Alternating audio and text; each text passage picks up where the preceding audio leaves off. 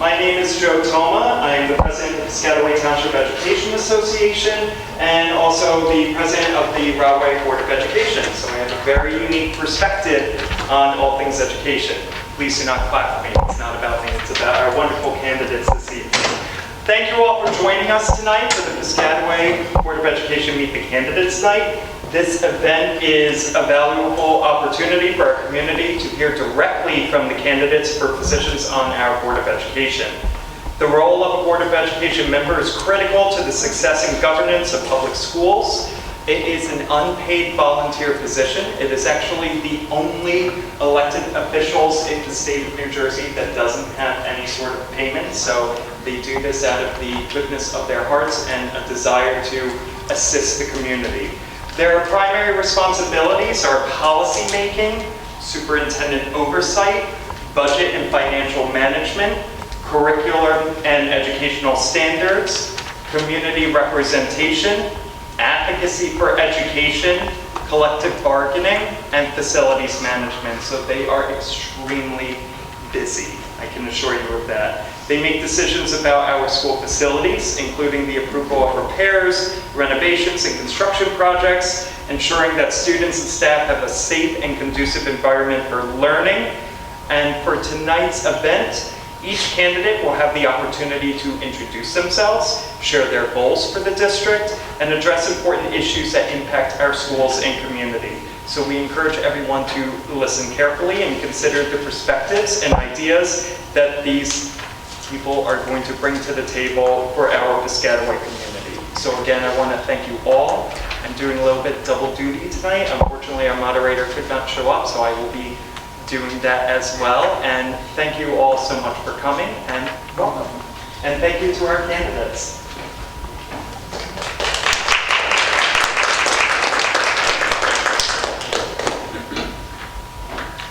So for our first question, beginning on the left with Ms. Borodino, what experience or training in education do you have that makes you qualified to run for a position on the Board of Education? Well, I'm an experienced special education teacher. I'm in my 24th year of teaching. I am a current member of the Piscataway Board of Education. I serve on the Curriculum Committee and the Policy and Legislative Committee. Actually, I've been working on passing policy on keeping electioneering off of school grounds. In addition, I'm a parent of a senior at Piscataway High School. I have another child who's a recent graduate of Piscataway High School in 2023. This gives me a valuable perspective on education and working on the board. I'm a seasoned educator, an involved parent, a committed board member that will continue to allow me to advocate for our school community. Thank you. The reason why we began with this question, it will allow them to introduce themselves as well. Next, Ms. Lane, please. Hi, good evening. I'm Kimberly Lane, and I proudly served on 2 terms on the Piscataway Township Board of Education. I was elected by my fellow board members as the board's vice president, and during my tenure, I had the honor and pleasure of chairing the Culture, Planning, and Community Relations Committee, as well as serving on the board's Policy Committee and Fiscal Planning and Operations Committee. I serve on the Fiscal Planning and Operations Committee currently and the Culture, Climate, and Community Relations Committee as a volunteer member of the public. And during my term, I took advantage of every New Jersey school board training session that I could. I attained my certified board member status in 3 years on the board, and I proudly served as Piscataway School Board's delegate to the NJSBA Assembly, as delegate assembly, as well as the alternate delegate. And I was voted by my fellow Board of Education members at the county leadership level to serve as the alternate to the Middlesex County School Board of Directors, reporting to Trenton for regular monthly meetings. I believe in continuous learning as it lends to the strength of our board and growth of our district. And while on the board, I attended every single regular business meeting and encouraged my fellow board members to take part in as many learning opportunities as possible. And I maintain situational awareness, confidentiality, which are paramount in the role of a Board of Education member. And I'm dedicated to leaning in, listening, and asking questions, doing the hard work, asking the hard questions that it takes to keep our school district thriving. Thank you so much. I appreciate the opportunity. Thank you. Ms. Young. Good evening, everyone. Thanks for coming out. It's a nice, brisk, fall night. The experience that I have that makes me qualified for this position is educator at East Orange Public Schools for over 17 years. I happen to be a children's book author, so I know what our students want and need, and I felt like children's books was a great way that I could bring to the table Black and brown students to see themselves in kids' books. I was a English teacher, middle school English teacher for over 10 years. I'm now tech coordinator at Venture Academy in East Orange, New Jersey. And I'm also a former East Orange Education Association membership chairman. I was membership chairman for about 3 years. So we helped with sitting on the board, with working with the ex-superintendent, Mr. Hassan, with fiscal planning, making sure that teachers right now get their right to different issues that may come up the table. There's issues going on in East Orange right now, which I'm very aware of, and being a former union executive, I'm very understanding of what's the plight of these teachers today and what they have, what resources they need to bring to the table for our students. I want to serve. That's why I'm here, and I support my team, Kim and Nancy, and I want to do the best for Piscataway. Thank you. Thank you. Vice President Dr. Tom Connors. Good evening, everyone. I'm Dr. Tom Connors. I'm currently the Vice President of Piscataway Township Board of Education. My wife and I, we moved here from Connecticut 35 years ago. And I accepted a job with the technology division of Colgate-Palmolive Company, a Fortune 500 consumer products company. I have a PhD in chemistry from the University of Connecticut, go UConn. And my wife is an early childhood education author, presenter, and preschool music teacher. As a PhD chemist, I managed multi-million-dollar research and development projects, solving complex chemical formula process engineering problems, and that was my thing. But I'm currently retired. All three of our children attended Piscataway schools, pre-K through the high school, and I've been a board member for a total of 15 years. Over that time, I've served as vice president 3 times, I've served as president twice, and I've chaired the last 10 years the Piscataway Fiscal Plannings and Operations Committee. I also currently, at this particular time, I'm very, very grateful I was elected by my fellow board members throughout the state of New Jersey, all 21 counties, 600 public school districts, representing 1.4 million kids. I am on the executive board of the New Jersey School Boards Association. I am the vice president of finance. I really believe in training. I'm a New Jersey School Boards Associate Board Member Academy Certified Board Leader. There's 3 levels: Certified Board Member, Master Board, and Certified Board Leader. The highest level of individual board member recognition from New Jersey School Boards. In order to receive that recognition, a board member must participate in more than 150 hours of comprehensive training and testing addressing strategic planning, advocacy, ethics, communication, labor relations, school law, legal policy, finance, governance, and especially student achievement. The reasons why I feel I should be elected is that I work tirelessly at the state level to secure school funding for people around the state. And I work tirelessly to train my fellow board members in various governance topics. I believe that when a school district has effective school governance, it can promote the achievement of all students through an engaging curriculum in its programs. National research shows that better school governance leads to better student achievement. Thank you.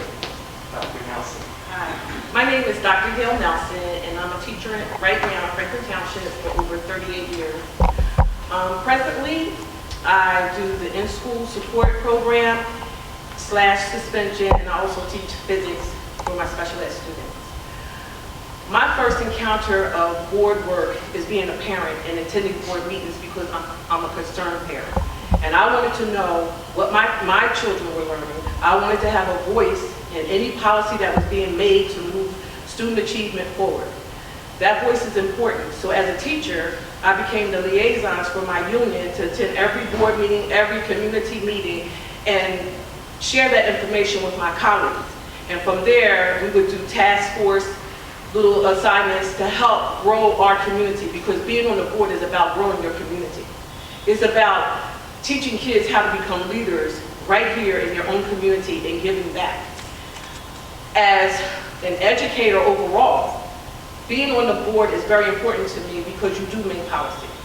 And I believe that policy has to work for the betterment of our students, our teachers, our ESP people who are often overlooked. They are integral to anything that's going on in the school and in the classroom. I know I'm a special ed teacher. I love my parents, and I still do, and I still stay in contact with them.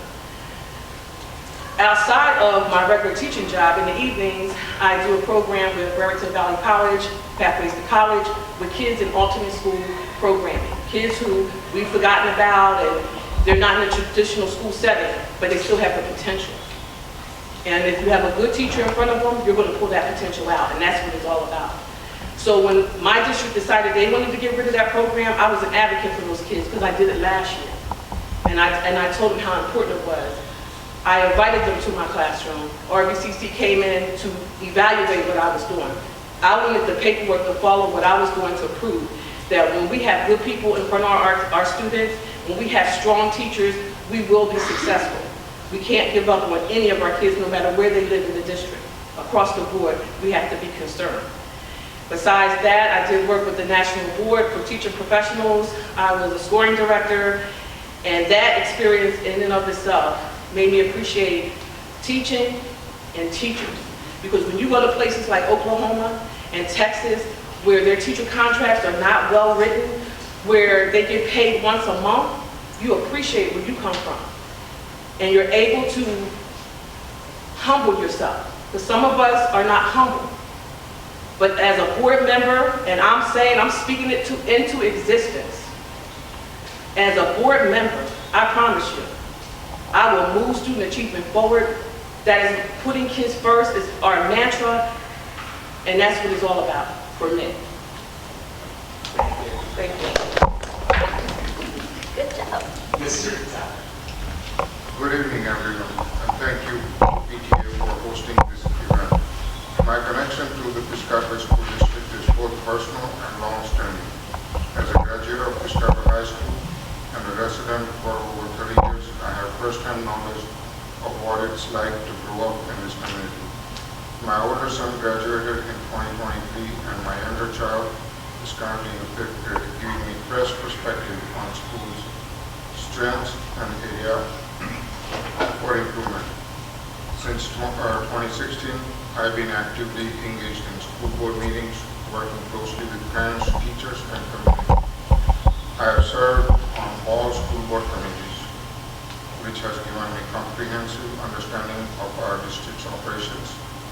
My experience in IT and financial management helps me bring strategic approach to budgeting and resource allocation. Above all, I'm committed to putting kids first and advocating for thoughtful policies that ensure their success while balancing fiscal responsibility.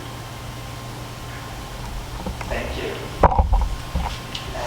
Starting with Dr. Connors. Do you believe that our school district should budget to cap? And also, if you could define for any audience member what that means to be budgeting to cap. Certainly, yes, they should. CAP means that a school district can ask the municipal government for a tax levy revenue increase up to 2%. For example, if last year's school tax levy portion of the town's total property tax levy was $100 million, the district can ask for an increase of $2 million the following year via the town's ratables and tax rate based on the average assessed home value. I've been Piscataway School Board's chairman of the Fiscal Plannings and Operations Committee for a total of 10 years. I was the chair of the New Jersey School Board Association State School Finance Committee for 5 years. And again, I said I'm currently the Vice President of Finance for New Jersey School Boards. But I've become very, people know me, passionate about how the state school funding formula is implemented in that law. But not only how it impacts Piscataway, but in Middlesex County, but how it impacts those 21 counties, 600 school districts, and 1.4 million children. The reality is that local school districts, 2% property tax value cap, the cap increase in absolute dollars, does not go very far when you have to budget for collective bargaining, healthcare cost increases, special education costs, transportation costs, and security, etc. It's a balance. So sometimes you can provide further revenue beyond the cap by looking at your surplus, seeing if you have any leftover bank cap if you didn't go to 2% in the past 3 years, and from what's known as a healthcare cost waiver if you apply. But net, it's crucial to know all your revenue streams and advocate for your fair share of state aid and be fiscally responsible to the local taxpayers. In the end, though, what's most important is that we make sure that the school district staff are well compensated and then receive the benefits they deserve, because it's vital to always put the needs of kids first. Dr. Nelson. Well, Dr. Nelson's going to be honest. I'm not the budget person, but I assure you, once on the board and with Tom's expertise, I will be mentored as well. But I also said yes for the simple fact, because when I look at our economy and how everything is being raised to outrageous numbers, one thing we can't skimp on is the education of our children, the compensation of good teachers, our compensation of our ESPs, daily better salaries. They have families too. And also, I feel that with any budget, there should always be an audit and some kind of analysis. So if I was coming in, I would want to see that analysis, because then I can make comparisons and I can look at and make suggestions to the budget to help my colleagues along. I continue to advocate to be investigative, you know. Sometimes we have to look at where we're wasting the money. And once we realize where we're wasting the money, then we can reallocate those funds to something that's really going to move achievement forward in this community. Other than that, my whole thing is just sustaining student achievement, make that budget work, pay the teachers and personnel in the school district, from your custodial staff on up, because they're all vital to the health of the school system. They're like the backbone. When I was a teacher in my self-contained classroom setting, my parents were my backbone. They made it so easy for me to come in and teach and do what I do best, because they took care of all the rest, and I trusted them and I respected them. Whenever I went to a workshop, I shared with them. So Tom has already said, and he's trying to teach us about budget, thank you. I'm sort of getting it, but We you are know. on budget. But yes, We're lifelong learners. yes, lifelong learners, and that's what it's about. Thank you. Mr. Patel. I believe budgeting to cap is a simplistic approach that doesn't address the complexities of running a diverse and dynamic school district. While financial prudence is critical, a rigid cap fails to consider the evolving needs of our students and the realities of inflation and other economic factors that directly impact our schools. Our modern world relies on education to sustain itself. Doctors, engineers, carpenters, and countless other professionals all start with solid foundation provided by our teachers. If we limit our budget strictly to a cap, we risk underfunding programs that are essential to preparing students for future success. Needs can fluctuate dramatically from year to year. 1 year, 5% of students may require additional support, while the next year that number could rise to 30. A strict cap doesn't offer the flexibility to adapt to these changing circumstances. Our role as a school board is to advocate for a need-based budgeting approach that reflects the true cost of providing quality education.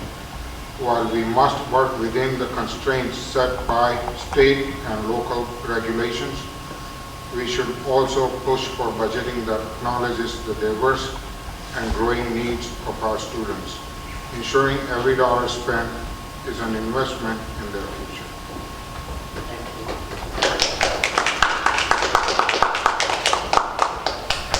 Ms. Corrigan. So I'm all about common sense. That's who I am as a person, that's who I am as an educator, that's who I am as a board member. School districts need to be resourceful and they have to be forward-thinking when planning the school budget. Utilizing tax dollars in a responsible way is important. Thanks to the expertise of our business administrator, Piscataway was able to stay under the cap at 1% this year. This allows the district to use banked cap next year if our funding from the state is negatively impacted. So this helps ensure our teachers, our students have the access to the resources that they need.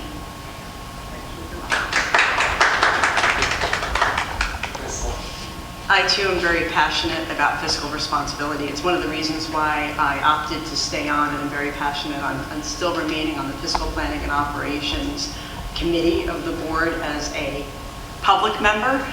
I believe in fiscal responsibility. I believe that we should budget to cap. During my terms on the board, I supported those prudent fiscal decisions which had a positive impact on the district. And a few examples of the initiatives that stemmed from those decisions came to fruition: infrastructure improvements from a safety and environmental perspective, which I feel like there is still a way to go with that, but it's something that I stumped for. I was always at the leading edge of the getting infrastructure improvements for electric school buses, and a huge proponent of getting the one-button lockdown system in place here for the school district. That is something that is key. Safety first. I abide by safety first. Once you have safety, then you can tap into all of the other resources, but you must maintain security and safety first for your students, for your educators, faculty, staff, parents. And while I served on the board, we led the way in hiring our first director of diversity and inclusion. We opened another preschool. We successfully renegotiated contracts with the superintendent, the principals, supervisor, and faculty and staff unions, and I was proud to be selected to sit on 2 of those negotiating teams. So I am a strong proponent of not only fiscal responsibility to our taxpayers, but also making sure that we're taking care of the faculty, the staff, the student, the parents, anyone who visits within these 4 walls in all of our great schools. That is key and vital. And to Nancy's point, I agree with Nancy wholeheartedly. We have a phenomenal business administrator with good, solid accounting principles, and our annual audit that is conducted by P.F. O'Connor Davies. That is all available on the website. We have all of our information out there for parents to view. We are audited every year, and those audits prove to be very sound and Loctite. And again, that's very much thanks to our business administrator and our Board of Education, who always puts forth the effort in ensuring for our fiscal responsibility. Thank you.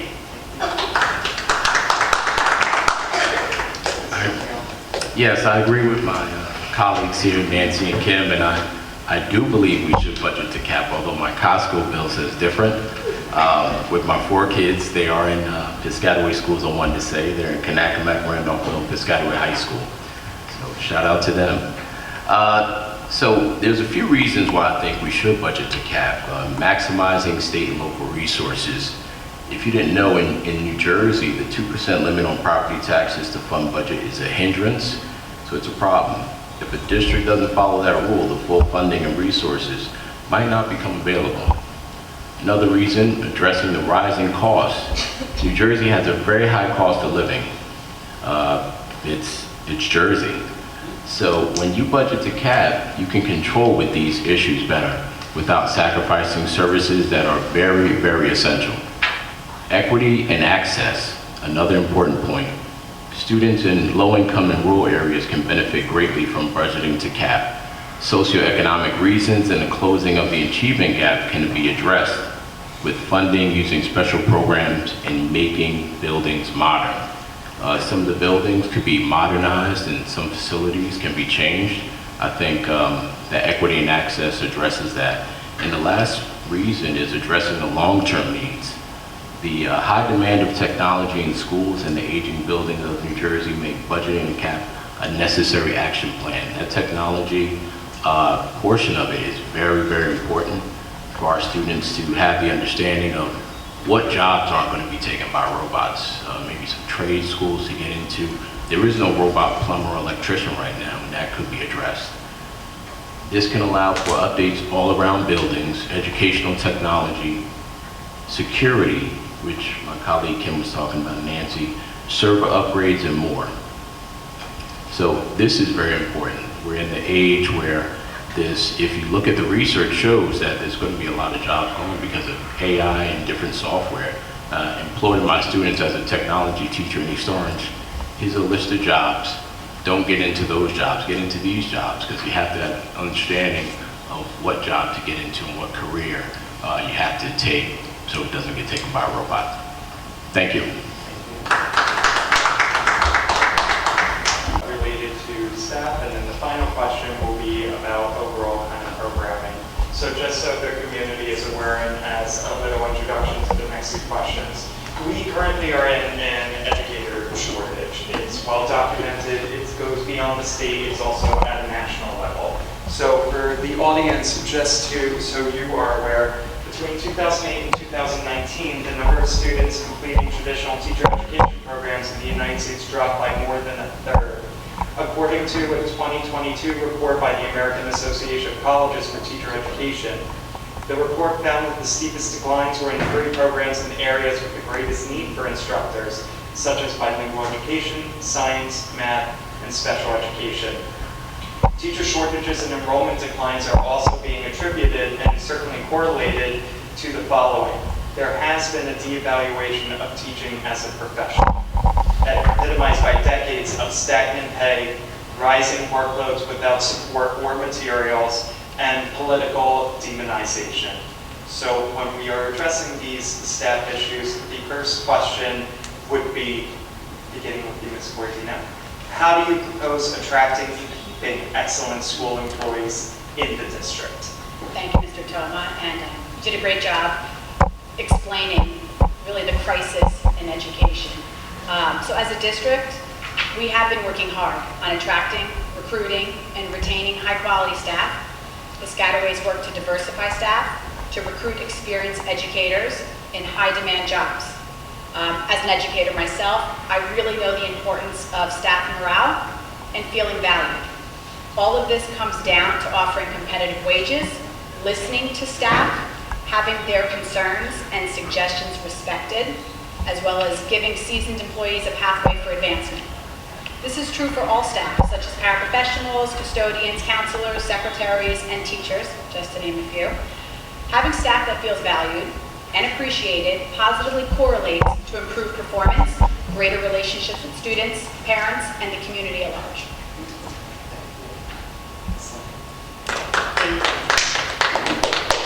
So how do we propose attracting and keeping excellent school employees in the district?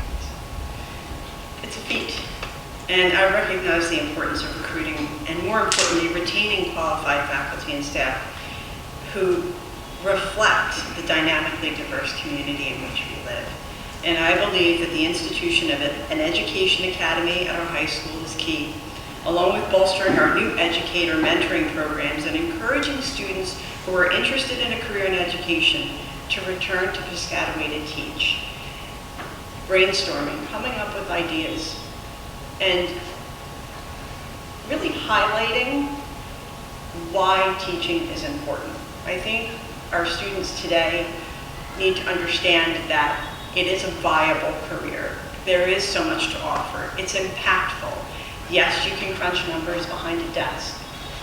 I enjoy my corporate job, but you know what I enjoy more? Connecting with students, seeing the aha moments, seeing the smiles on people's faces. It's the reason why I volunteer in so many capacities in the township and why I loved what I did when I was an elected official with the Board of Education, because you get a chance to connect with people, to help people, to broaden their minds and their scope, and to really dig in and interface with families, right? With faculty and staff, teamwork. It's more than just numbers. It's more than just meeting a quarter in dollars and cents. your product are hundreds and thousands of students over your career. That's a huge investment, and I think that we really need to take a look at how we can inspire our students. Inspire, innovate, and achieve is our mantra, and that's a common thread. We have to inspire, innovate, and achieve, help our students achieve. And if that's in the capacity of being an educator in whatever form that is, a professor, a teacher, a para, let's do that. Let's inspire them. Thank you.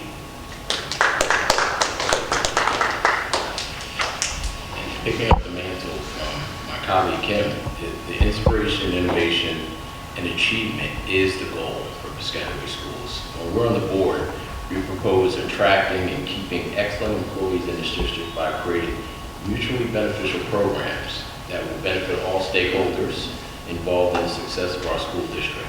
And teaching is one of those lifelong careers that you can never replace. It's one of those things that it's an amazing feeling when you have a 7th grade student and he might have been a little rough around the edges, but he comes back and says, Mr. Onyani, hey, here I am, I'm teaching right next door to you, and it's such a great feeling. So we will implore and innovate to make programs that really push education at the forefront and make sure educators understand that this is the best district to work in. And when we get on the board, we're going to let them know that there's nothing better than Piscataway schools. Thank you.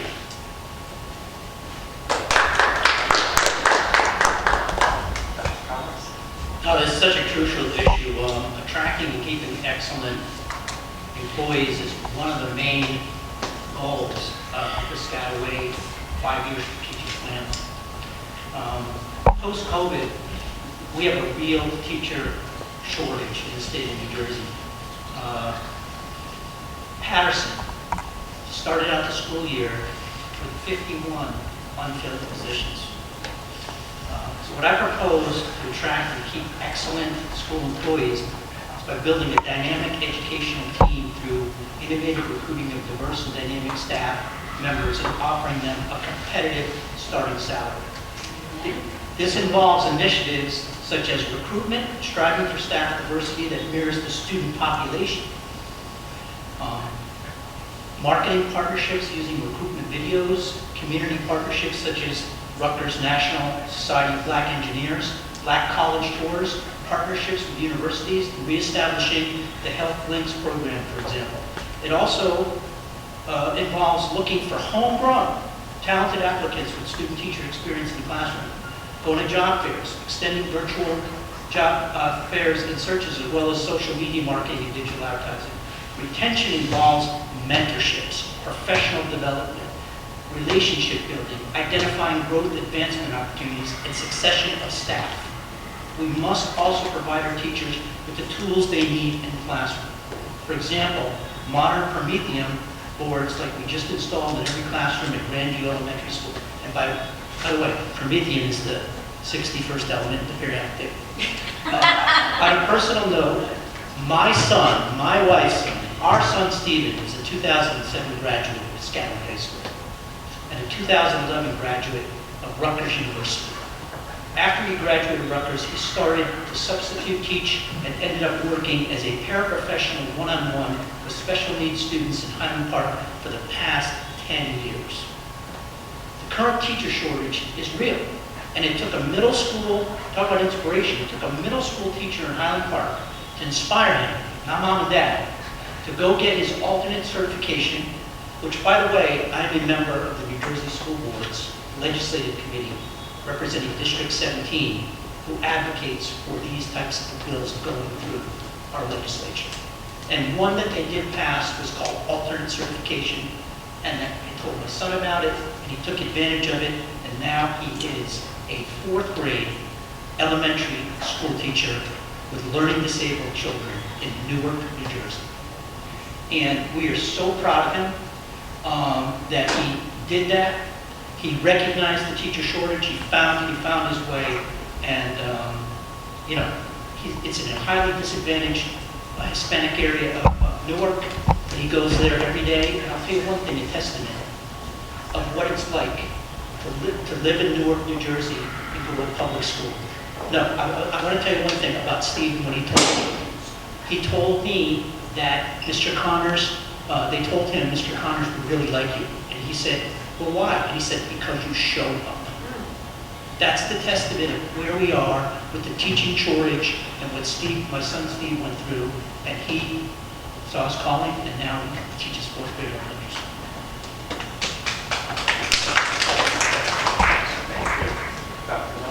Well, Tom, you said it all. But seriously, it is about the salary and the benefits. Because when the teacher shortage is about moving on to another district that's going to pay you for your qualifications and you have better benefits for your families. It's about taking care of our families also. It's just not about teaching in the classroom. We also have families we have to take care of. Another thing that I notice is we need to allow teachers to be teachers. Give us our autonomy in the classroom. We know what we're doing. We've been to school. We go to professional development that sometimes is not sponsored by the district because we need relevant professional development, so we do it on our own. We need teachers to be respected. I want to be respected. I want to respect the teachers that once I'm on the board and are put in place in front of our students, that they know what they're talking about. And I want to give them that leadership. I want to be supportive, but I want them to do their thing in the classroom. And when you do that, the students respect their teachers. If they always see administration going after a teacher, they don't respect the teacher. And that's why sometimes teaching is dehumanized. Because kids can pick up on things such as that. And another thing with this teacher shortage, because it's real, teachers are being burnt out. So when we put somebody in there, we need somebody who can teach. We don't need a whole lot of substitutes in there. I'm all for like someone in the community who's good at computers to come into the district on an apprentice level. I can deal with that, but different substitutes every day, and sometimes some classes not even having a substitute or a teacher in that classroom, we better wake up. We better wake up because it's about that salary, benefits, and putting responsible people and having responsible leadership from the higher ups. It's not all on teachers. Another thing, we're right by Rutgers, Raritan, a lot of little college universities. We need to start partnering with these universities, having those students who want to go into teaching come into our district. People need to feel that they're welcome. They need to feel the culture and climate of your school district. If it's not welcoming, they're not coming. It's just that simple. If I come into a building and it looks dark, everybody looks like I don't want to be here, kids look like I don't care what that teacher's saying, I'm not coming. You can't pay me enough money to sit in misery. So when you want to attract teachers, you have to market your district. You have to market. I don't care if you put a billboard up, and when you invite people in, make it a welcoming situation. Allow them to be a part of some decision making. We need to learn how to work together. The board can't be here, teachers over here, administration over here. We need to come together. It is a community. When we talk about community, let's be real about it. We have to help each and every one. So my thing is, build trust, invite folks in, market this district like you're selling your best car. If you was a car dealership, you know how they do. Get you to get something that you can't afford, but make sure you market your district. I see teachers every day come and go on interviews. They come through the front door, go straight to the principal's office out the front door. There is no discussion for the teachers. A teacher's not sitting in there making it a warm, fuzzy kind of feeling before you go in and calm them down. It is just like routine, like we're robots. We're more than robots. We're intelligent, educated people. Let's do our thing.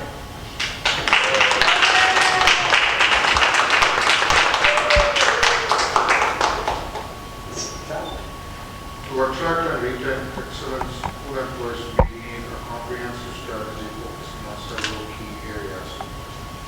First, we must ensure our salaries and benefits are competitive with best districts. This includes not only pay, but also comprehensive healthcare and retirement benefits that reflect the true value of our educators. Investing in professional development is crucial. We should offer mentorship programs, career advancement opportunities, and partnership with local universities for certification and training. This will provide educators with clear pathways for growth. Creating an inclusive and collaborative culture is essential. By promoting diversity and enhancing mentoring programs, we can foster an environment where staff feel valued and supported. Regular check-ins can further strengthen this sense of community. Finally, we need to expand our recruitment efforts through virtual job fair and partnership with teacher preparation programs to attract a diverse pool of talented educators who reflect our student population. By focusing on these strategies, we can build a thriving educational community where outstanding educators want to stay and grow, benefiting both our students and the entire community.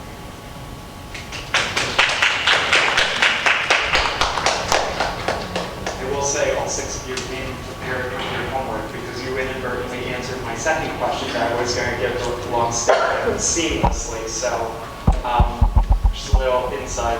As somebody that has seen a lot of Board of Education candidates throughout the years and been in education for longer than this face may look like it has been, you guys did your homework, so I do appreciate that. So we're going to move to the final questions before we allow you the opportunity to just kind of get a sense of who you are and make any closing statements you want. So the final question, and this will begin with, go to next, beginning with Dr. Connors. Thank you, Ms. Fortino. The special education teachers always know exactly how to keep things on track the entire time. The final question of the night will be, how important are athletic and fine arts programs such as band, theater, art, music to the overall success of the educational process for students, and why? Well, athletic and fine arts programs are very, very important to the overall success of the educational process because they teach life skills and independence. They contribute to student achievement and a civilized, sustainable society. As I stated before, my wife and I have 3 children who attended Piscataway High School, pre-K through, the school system pre-K through the high school. Our oldest 2 boys, they played soccer and baseball, and our daughter was a member of the Piscataway Super Chiefs marching band.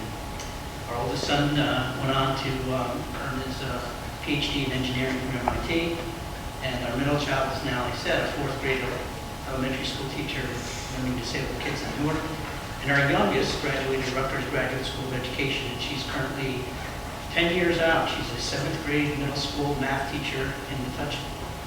But I believe that the skills and lessons that they learn while playing the sports and being part of the band and help them along the way and in their current positions, it helped them seriously. It helped. I saw my daughter go from just being in the Super Chiefs band, from being one of the sitting on, used to be years ago, much bigger, sitting on the sideline as a substitute for the color guard, all the way after her 4th year, winning with a couple other girls in the color guard, the director's award. And what it came through is, she kept the end in mind. She learned how to be part of the team, to communicate, to be disciplined, to listen and work in a group, and to be humble. It helped them with their time management, their organizational skills, with their mental and health wellness, their self-esteem, and their self-confidence. And finally, what you really want for your kids is them to become independent adults, and it helped them become not only independent adults, but to have now in their jobs where they independent voices.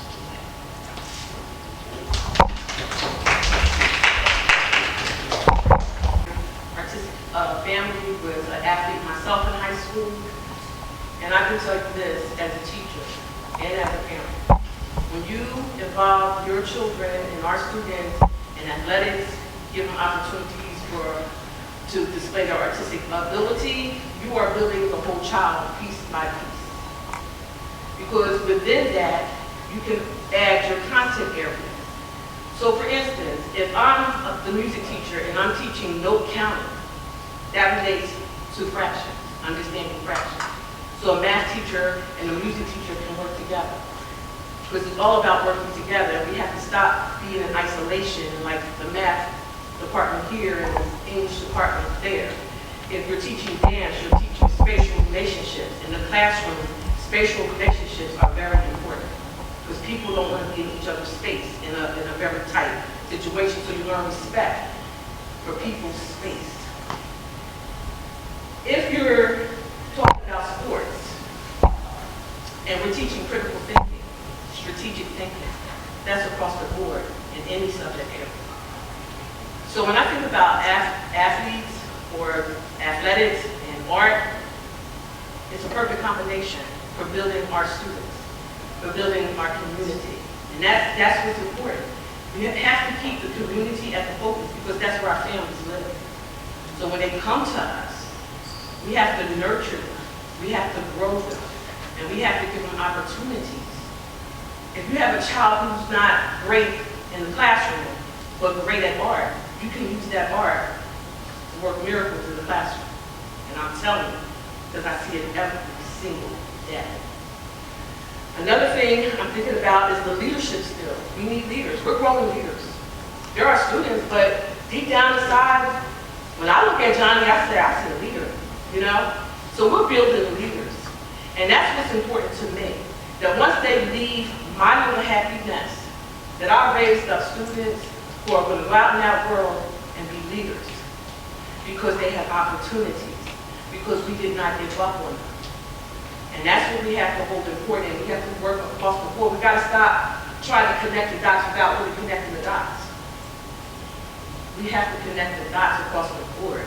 I'm a special ed teacher, but I also love art, so I can work with art teachers.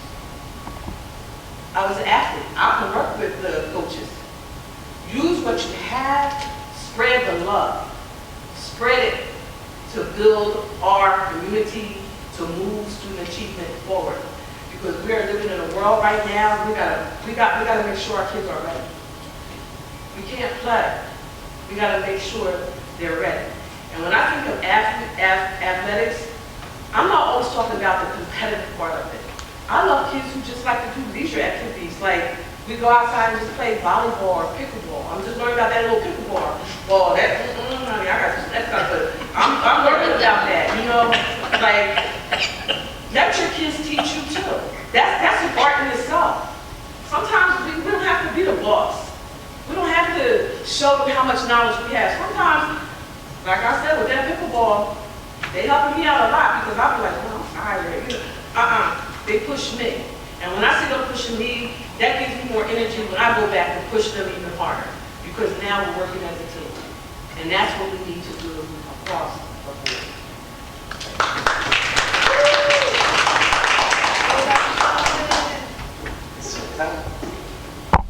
Education isn't just about academics, it's about nurturing well-rounded individuals. Athletic and fine art programs are vital in teaching life skills like teamwork, determination, and creativity. These programs allow students to explore their passions, relieve stress, and connect with peers in meaningful ways that transcend the traditional classroom. From the marching band that instills discipline and pride, to theater production that builds confidence and collaboration. These programs enrich the student experience and enhance academic performance by keeping students engaged and motivated. As a school board, our role is to advocate for these programs and ensure they are sufficiently funded, recognizing that they are not just extracurricular activities, but essential component of comprehensive education.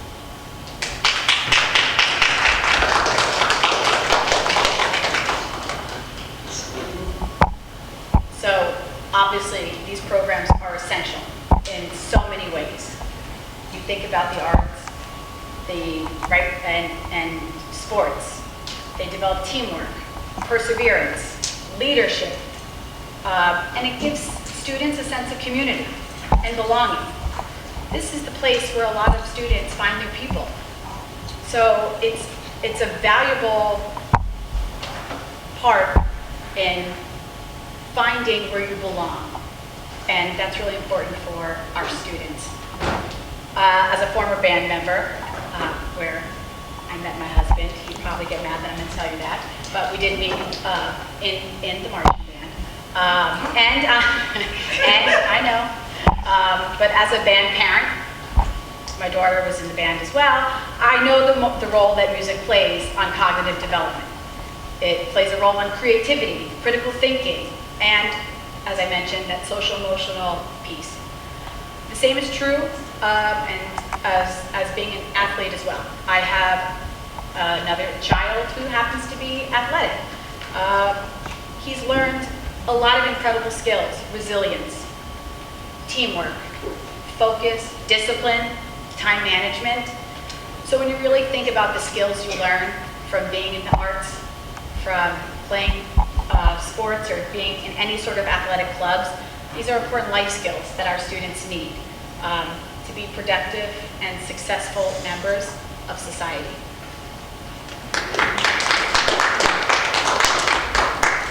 So I echo, it's a common thread. We all use the word camaraderie and time management, discipline. Speaking from personal experience, I'm very passionate about the arts and the sciences as well. I was in chorus all the way from elementary school through high school. I was in drama clubs and acted in the school plays. And I also was in the color guard in my high school band. And it fostered a sense of community for me. It gave me a place, home. I was an only child. My father was a factory worker here in town. My mother was a lunch aide come teacher's aide. So I didn't have a lot. Everybody always said, oh, you're an only child, you must be spoiled. But I was spoiled with love and attention, and I was spoiled with great programs and services, even back in my day, that the school had to offer. And it was in chorus and drama and band where I found my voice and my place and to shine, to flourish. And I'm so very thankful for those experiences. And I am always an advocate for the arts and also for athletics, and be it extracurricular, intramural, signing up for sports programs and being on the team. But I'd also like to ensure and advocate for those students who may feel like they can't join a team because there's some monetary factor to it, or because maybe they can't get a ride, or it's those students that fall through the donut hole that I have a passion for, because I wondered the same thing. So when it comes to advocating for those students and really making sure that every student, and I always say that because I harken back to my own experiences, that every student, regardless of their walk of life, where they're at financially with their families, that every student has the option and the ability to join a sport, to play an instrument, to be able not have to worry about how are we going to rent one, or everyone has the best this or that. That we find that equitable option and source for them. Like we said, the fine arts, learning how to play an instrument has that direct correlation on increased mathematics scores, which is amazing. Students who take part in dramatic arts find that area of self-expression and self-confidence where it increases. And I'd also like to see I know we talk about arts, but also from a family and consumer sciences perspective. Back in our day, we called it home ec, right? It's a key component to student successes as well. The FNCS curricula has advanced in addition to cooking and sewing. Students learn about financial literacy, budgeting, good nutrition, and more. And last, but certainly not least, I remain a huge fan and proponent of career and technical education programming, increased resources for our non-college bound learners, and reducing the stigma surrounding trades and community college. But it's all about equity and access. And again, very, very passionate. So thank you so much. I appreciate it. I agree with the sentiments of my colleagues Kim and Nancy, and again, when we're on board, we're going to push for these extracurricular activities, sports and extracurricular activities like the choir and photography clubs. They are so important. As a former football and baseball player in my high school, it just helped me to build grit. At one time, I was freshman, I couldn't make the team, and just hit the weights, did some push-ups, and made the team. It really builds self-confidence, it builds grit. I see we have some of our Piscataway volleyball players in the audience, and it's a testament to what we're doing here at Piscataway. My kids currently, they're on the rec team for Piscataway soccer. My daughter, she made the varsity team as a freshman, and it's helped her with her confidence. It's helped her with self-discipline and understanding how you have to become a leader. Sometimes when you're the youngest there, you still have to show and prove how to compete. And those competitions can help you later on in life as you become adults. My son, he also made the 8th grade team as a 6th grader. So he's currently just pushing himself. He's a 6th grader, he plays with the 8th graders, and he's a defender, but he runs fast. So he knows how to get that ball when he's on the soccer field. And again, team building a team. When you're in a huddle, the quarterback's telling you what to do, you have to do it. Otherwise, the coach is going to sub you out. So we want to teach our students how to use sports as a way to say, run the play, okay? Get out there and do what you're supposed to do so that you can be the best and compete. Also, just when you're on the football field, I know I'm talking about football field, you're doing 2-a-days, and you have to get that water hose. There was no water bottle back in the day. It was just the water hose that you had to drink from. But it really built something in you. It made you feel like you belong because everybody was tired. Everyone wanted to fall out when you were trying to run around that track. And it just builds a family community. And there's an African proverb that it takes a village to raise a child. And I feel like here when Nancy, Kim, and I are on the board, we're definitely going to be that village to be the best to raise our children here in Piscataway schools. Thank you. So before we go into closing statements, I do want to take a moment to express our sincere appreciation to all of you for your decision to run as a candidate for the Piscataway Board of Education. Clearly, coming tonight and your answers show a commitment to our schools and a willingness to serve in such an important role and a deep dedication to the success of our students, teachers, and the entire community. Running for a position on the school board is a thankless job. I understand this wholeheartedly. It requires time, effort, passion for making a positive difference, and unlike other elected officials, as a school board member, you don't have the ability to really say what's really going on or say your truth, and you kind of have to take the brunt of everything at all times. So we do greatly appreciate the fact that you were here, your participation. And the final thing I will say before closing statements, I've seen a lot of districts. I've never seen a district like Piscataway. Every single staff member of this district, from the teachers to the custodians to the social workers, has such a deep commitment to progressive education and doing the best for our students. In a time when I see teacher burnout happening all throughout the state, I hear my colleagues constantly say, what else can we do? What can we do to really serve these kids? And it's an honor that so many of them are here tonight. And as their Piscataway president, I just felt it important for you guys to realize this.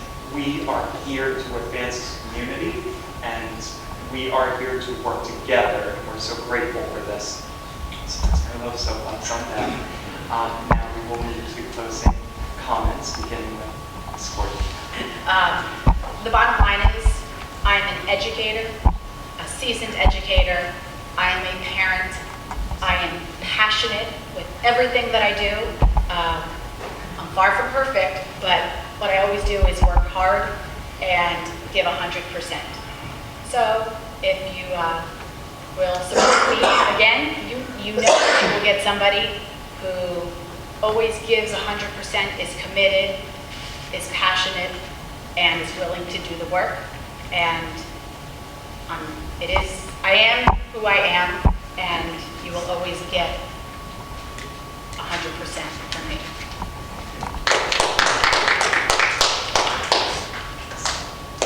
My commitment, with integrity, with genuine care, a heart and a passion, having served before, the honor to have served before in 2 terms, filling one year unexpired term and then the full term, and then serving in all the different capacities. It's one thing to say And it's uncomfortable almost to say, here's my pedigree, here's what I've done, right? It's one thing to list all of the things, who you are, what you are, the letters that fall either before or after your name, but it's your heart, it's your commitment, it's your integrity, your honesty, and your willingness to go the extra mile, to ask those hard questions, to be there for people, to show up.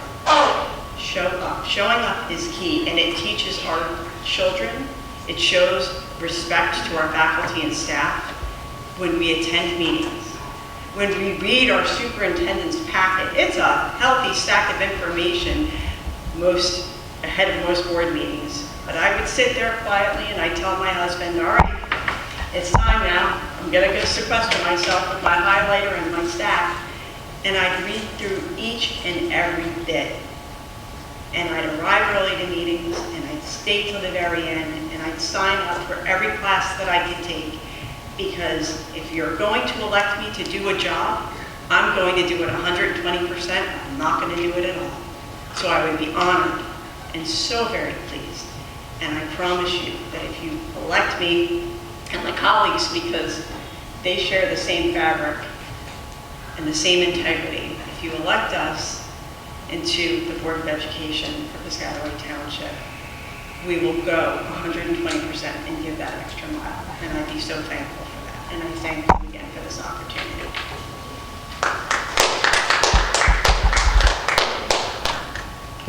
First of all, I share the same sentiments of my colleagues, Nancy and Kim. And I want to thank you, Joe, and the PTEA for this opportunity.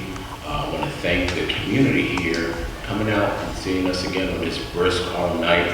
And I just want to say, our platform to inspire, innovate, and achieve, it's what it is going into the 21st century. We have to have the understanding that, the old ways aren't working anymore. We have to find those new ways to make things happen for our students, for our community, and for what we're doing here in Piscataway schools. I feel like if our team, Column 1, Nancy Cordino, Kimberly Lane, Ava Onyani, if you elect us to the board, we will definitely give everything we have and do what it takes to make Piscataway schools great as it always is. And we will push ourselves tirelessly to make sure that everything you want and need is done. As an educator in East Orange, I know what it takes. I grew up in East Orange. I know what it's like to see students who don't have or come from adverse areas and adverse neighborhoods. And sometimes the board is like that.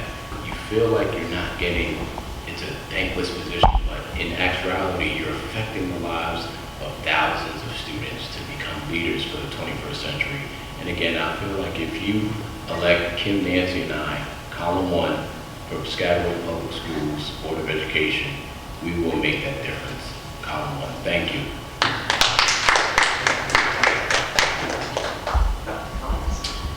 Well, if anyone knows me, Dr. Tom Connors, I think I've been showing up for the last 15 years and putting the needs of our students first.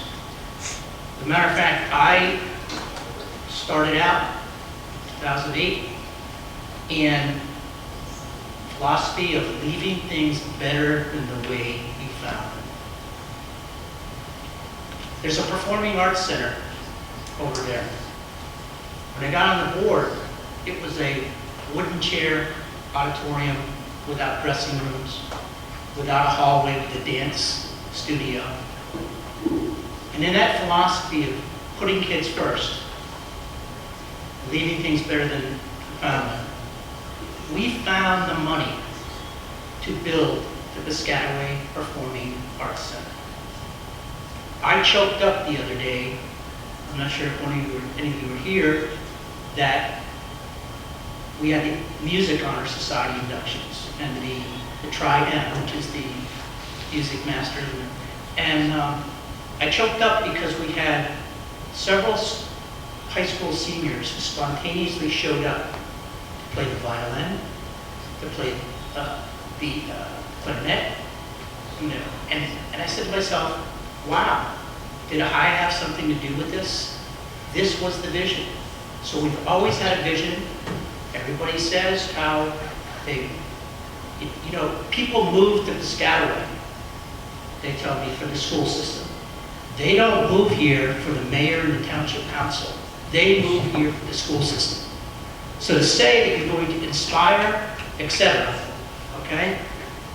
To me, they're just words, because our school district's emphasis since 2016, just didn't start this past year, has been the IWU Inspire program. We have been encouraging everyone in our school community, in our dynamic, diverse, fantastically diverse community. By the way, we're just ranked number 9 in the state as a diverse community. To be positive, to be kind, to believe in one another, and help us do our very best, and help each one of us see our own self-worth. So, many years ago, I was the Randolphville Elementary School liaison to the board. And at that time, I received, it's board member of the month in January, I received thank you letters from kindergarten through 3rd grade kids from Randolphville School. And I want to share with you a couple of what those students wrote, and how I still keep a folder after 15 years of kids who wrote to me what they said. The first student wrote, "Thank you, Dr. Connors, thank you for making sure the bus picks me up in the morning." Thank you for making sure the bus picks me up in the morning. That theme has been here for the last 15 years. In this very room, we talked about nutrition, we talked about food security. What do we have in Piscataway right now? We have a free breakfast program that we worked out so that every student pre-K through the high school at least gets one hot meal a day. Okay? The other letter, which made me realize why I get up each day and do what I do as a school board member, as a volunteer, is, "Dear Dr. Connors, you and the other board members as a team, you set long-range and annual goals for the school district. You also make sure that the teachers have all the material required for the teachers to reach their goals. Some of the things you have accomplished for our school is that you review the curriculum and consider new programs that would be good for student education, wrote policies for staff to follow. You worked with principals to adopt the budget and attended school functions like back-to-school night, science fair, spelling bees, cultural festivals, plays, and other school functions." Now here's the part that blew me away. A 3rd grader, right now, the named student wrote, "Wow, you are in a lot of situations." Okay? That's what it's about. We get put in situations and we're proactive in terms of our fiscal responsibility, how we inspire people, how we achieve make sure that students achieve. It's pretty insightful for a 3rd grader, huh? I keep this letter and reflect on it every day. I have this letter right here. This is the letter. I reflect on it every day, and I ask myself, did I do everything I could to help our students learn and grow, to achieve and succeed, to believe that they can dream it, they can do it? Did I provide a nurturing, validating, empowering, safe, secure environment that inspires everyone to do their best? Did I help build a culture of acceptance and inclusion? Did I take care of myself physically, mentally, and emotionally to handle whatever situation I'm faced with? You see, we're all part of something bigger than ourselves. And remember, you're not in it alone, but we all contribute a little, we all achieve a lot. And so please keep the putting kids first theme going, and vote for column 2 of Dr. Tom Connors, Dr. Gail Nelson, and for Sean. Thank you.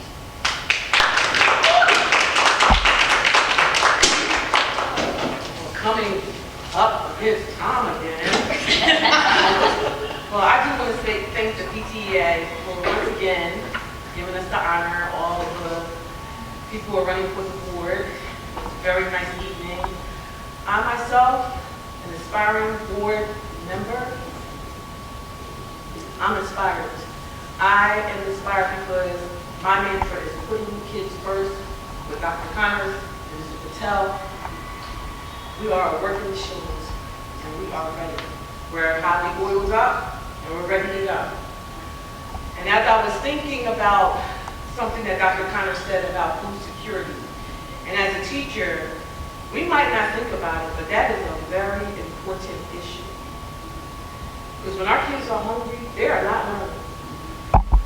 They can't learn. So I'm proud of Piscataway that you do have that breakfast program. And anyone who's involved in that, I applaud you.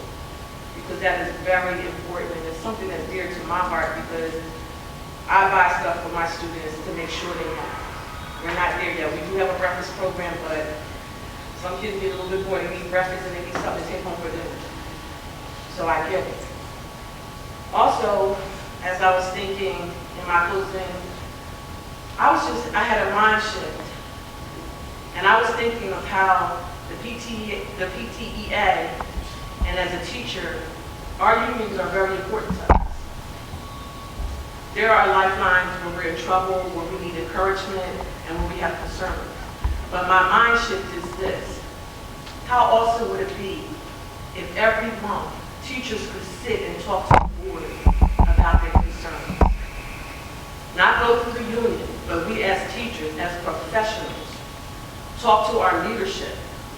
Because only then, when we as teachers really have a commitment and a relationship with our board members, will things get done. My mother said, shut mouths don't get fed. Well, you know, I'm well fed if you look at it. So I'm ready to commit myself to the work of being a board member. I'm not afraid of hard work. Being a special ed teacher, we work. We work hard. So I'm ready. I'm ready for the task. I'm so psyched up about putting kids first. With Dr. Connors, myself, Dr. Gail Nelson, and Mr. Patel, I'm telling you, column 2 is the way to go. Yeah. Column 2. Thank you.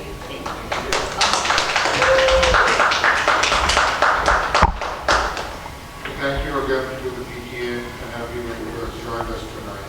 I'm committed to ensuring that our district continues to thrive academically, creatively, and financially. With your support, we can continue to build a future that empowers every student to succeed. Over the past 8 years, I've been deeply involved in our Piscataway schools, attending every board meeting and actively participating in all committee work. As a proud super chief and parent and a volunteer,